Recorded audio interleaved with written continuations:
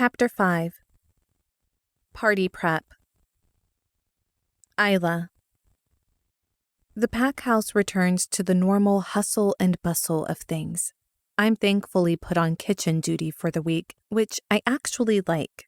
It's nice knowing what you're doing, and there's so much to do for preparations this week that I never get bored and the work passes fast. I wake up the next morning, early before the first light of autumn creeps through the window. I feel energized and decide to sneak downstairs for some much-needed alone time, and maybe a chance to get some fresh air. The alpha said there wasn't a reason for us to leave the pack house since our work was here, and we work from sunup until sundown anyways. It's just how it's always been, and the Omegas seem used to it. I always found it strange that we weren't allowed to have time outside, or really much free time at all. Even though we're Omegas, we're still wolves that need to connect with nature, and I don't even know when the Omegas have a chance to connect with their wolf forms. I haven't heard of Abigail shifting, actually, but she must have.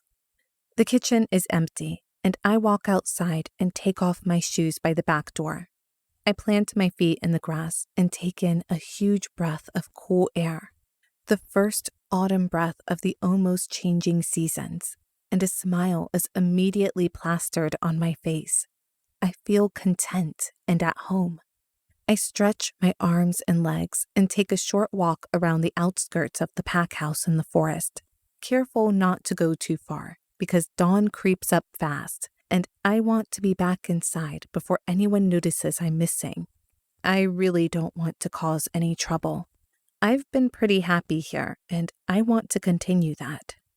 I made a promise to myself to lay low, even if that means pretending to submit to Megan and not talk back.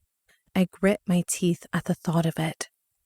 Once the sky starts to lighten, I head back inside, meeting with John, the guy who drops off fresh produce in the mornings on my way in.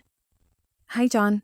I smile when I see him. He's in his mid-30s, if I had to guess, and is the most positive person I've ever met. I open that back door as he gives me his award-winning smile. Hello, Miss Isla, he sings back. I'm honestly a bit surprised he remembers my name, as I rarely get to see him because I'm usually one of the last ones down and always miss him. Can I get you a cup of coffee? I ask. If you're making one for yourself, I would love some, but I don't want you going out of your way then. No trouble at all. Milk and sugar? I look up at him.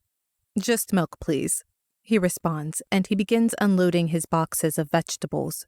As the coffee is brewing, I help him start unloading. It's going to be a crazy weekend here then, isn't it? He comments, looking around at all the trays set out for baking today. I haven't seen a party this big ever, I say. Truth be told, there have been some smaller gatherings and meetings, but nothing of this magnitude. There used to be parties. John gets a faraway look in his eye. A while back. Remembering, but then shakes it off. Must have been before your time then. Must be, I say, handing him his coffee. We enjoy it in silence for a few minutes, until I start hearing some stirring upstairs and movement on the steps. I take our mugs and put them in the sink. Well, I better head off. Thanks for the company, Miss Isla. He tips his cap at me. I'll see you in a few hours if you're around. I'll be back with some more produce. I nod and smile and hastily run upstairs to get ready for the day. Abigail and I end up working at the same station. Neither of us is great at baking, so we're in charge of preparing some of the sauces that will end up served with the steaks for dinner. It's your birthday on Friday. Abigail nudges my shoulder. What do you want to do for it? The same thing as always is perfect. I smile at her. We have a tradition of sneaking some treats and heading to the lake and spending hours there at night. The next day we are exhausted, but it's worth it. I look up at her as she's humming and mixing in some herbs to the sauce. She notices me staring. Yes, my dear? I pause for a minute before I ask her. Do you ever regret not finding a mate? I ask. Or not really being allowed the opportunity to have one, I should say. I look up remorsefully. We've never talked about it that much before. Omegas that are mated to other omegas in the pack house find their mates. If your mate doesn't turn out to be a pack house omega, then omegas rarely find their mates here. She sighs. Honestly, I think everyone wants to find their mate. Everyone deserves the opportunity to find the person that the moon goddess chose for them. I'd be lying if I said that I wouldn't have loved to find mine. I always wanted kids. She looks down at me and pushes a strand of hair behind my ear.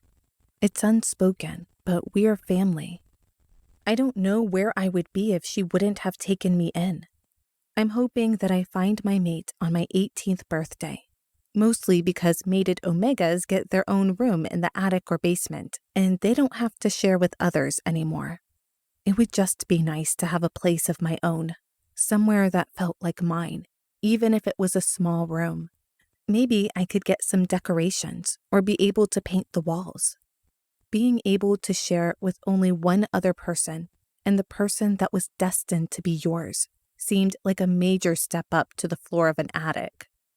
Megan stalks into the kitchen, her heels clicking, giving her away before her bleached blonde ponytail comes into view.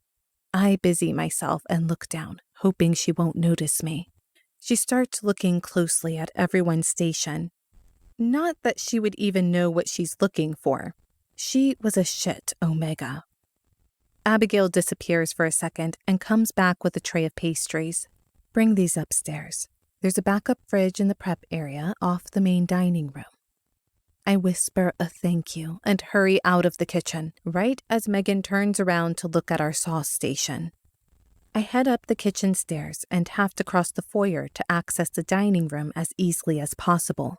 I'm looking down, trying to focus on carrying the tray that is getting heavier as I go on. All of a sudden, I hear a shriek as I bump into something. I let out a muffled scream and drop the platter.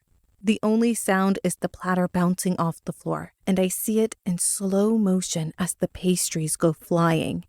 The pack members that are milling about the pack house all freeze. I look up and see Haley glaring at me with so much hatred in her eyes.